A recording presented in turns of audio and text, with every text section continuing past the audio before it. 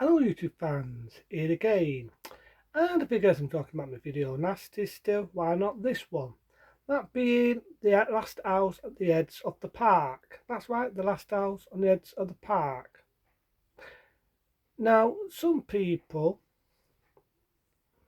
could actually say that this is sort of a sequel to the last house on the left. And one way you could say similar, but no. The only similarities is it's got David S. And as we all know, in 1972, David S. was the star of Last House on the Left. You could say he was the psychopath, the character that played Coup. And I'd give David S. something, may he rest in peace. I'd give the man something. He was very, very good at playing villainy roles and playing psychopathic roles. And in this, he definitely proves he's very good at playing them roles of a psychopath. He definitely is good at playing them evil characters. He's very good at it. So the movie basically starts off where this woman's driving in the motorway. David S. as the main villain comes in and he rapes and murders her, which is like, whoa, what a way to open a fucking film. It gets sort of like a childy lullaby, then you get this sort of discotheque music. So you could say it's sort of like Saturday Night Fever as a video nasty. It really is. And you get a couple, you got the idea, sort of like Snoopy, sort of like Luppy sort of people, the sort of people what are Luppies, Snoopy sort of characters, and so on. So as the film goes on, you get David S again, you got the idea he's running a car company, and the funny thing is you get a few other actors who are also in video nasties. You remember me talking about the character that played in City of the Living Dead, the one that had the electric tail in his head. Also, 1 year after this, appeared in Cannibal Fairlot. Funny enough, he's in this and he plays JP Test's mate, and you got the idea he's a bit durable, right? He's a bit durable. So as the film goes on, as the film goes on, the film does become notorious. It does become nasty because these people, David S and his buddies, they want to go out drinking and clubbing it and all this. But what happens is to meet these people on the way who are like luppy sort of people, you know what I mean? The Snoopy, the snotty, the snobby, and they go to their house and they're gambling, and one of them's making fun of David S's mate. He's a bit dullable. David S doesn't like it. I just got him David S. And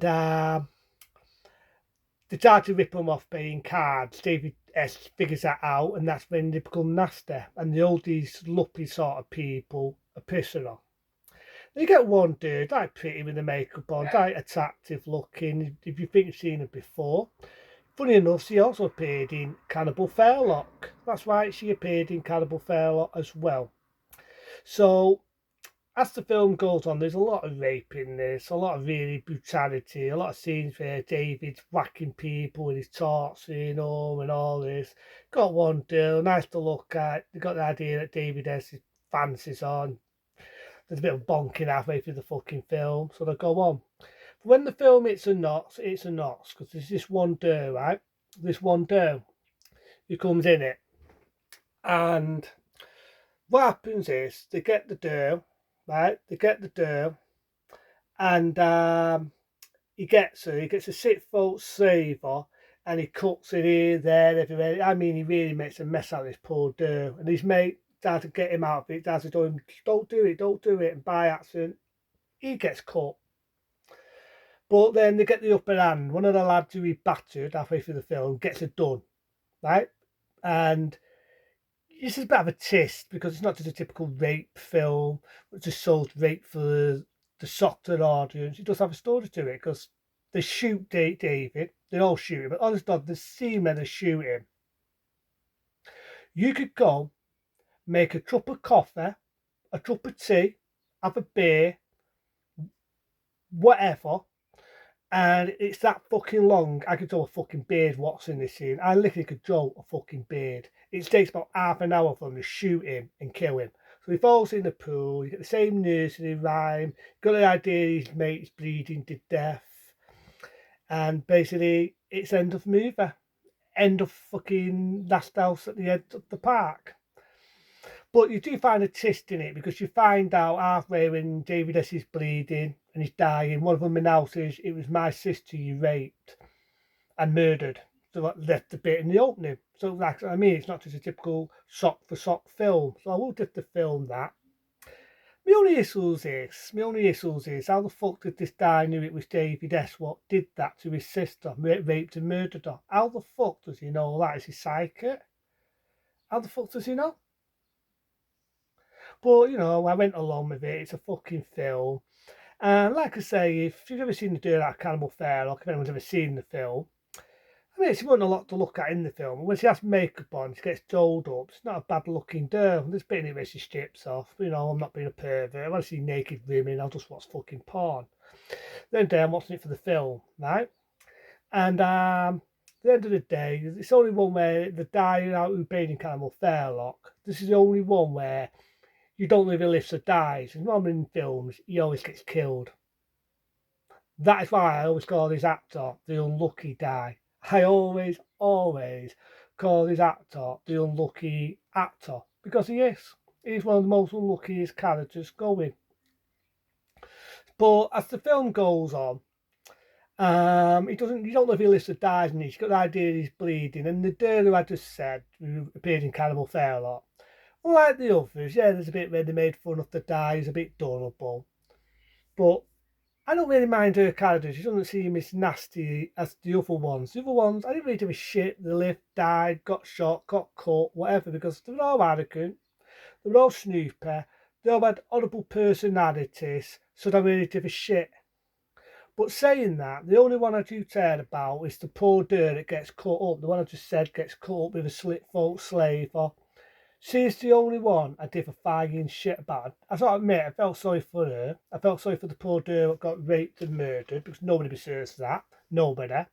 But at the end of the day, as the trailer says, it's only a movie, as it says in Last House on the left. And again, I think David S. really does a good performance. May he rest in peace. He really is very good at playing them psychopathic roles. You know, in '77, he played a film called It's Psycho. Not the one with Wood Hour. This was called It's Psycho.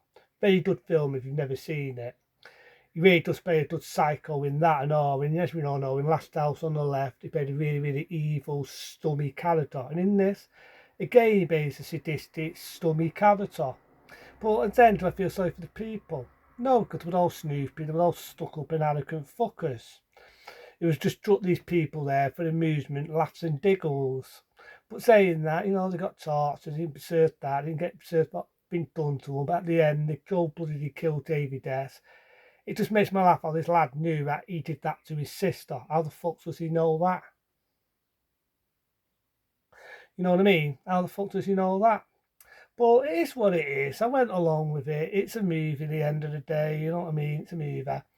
And like I say, he gets his berserks, he gets shot, you see his body floating in a swimming pool, you get the same nursery rhyme sort of music, how it started at the beginning. And, you know what I mean? It's a video nasty. In this country, it's cut to shit, like most video nasties. In the uncut one, it does have more of an impact.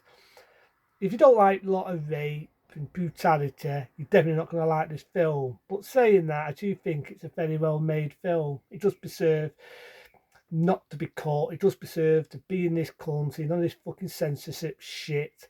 It's a very well made film. A bit of get some news is to disco fucking music. Do we need Saturday Night Fever shit? But the rest of it, you know what I mean? It was ahead of its time, let's say. It's ahead of its time. It's a very well made film. And again, David S. really does play a good psychopath. So fuck it, out of two. I'll give it a 3-star rating because it's not a bad film. The quality is beautiful. They've definitely done a good transfer. It's very well made. It's not just your typical, let's see how much we can shock the audience out. Believe me, there are some video nasties that are just shit. This one, I didn't think it was that bad. So that is the last house at the edge of the park. Into them. Be smart. Be safe. See you later.